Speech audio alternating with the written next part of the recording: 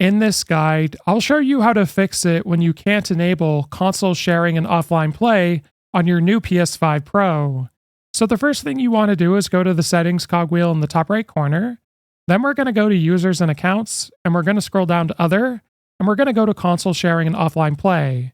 Now you may get this error when you try to enable it, and it essentially tells you, since your PSN account is already the primary on a different PS5, you can't enable it on your new console. So you have two options. Either you can go back to your other PS5 and disable console sharing and offline play on that, and then you'll be able to come to your new console and enable it.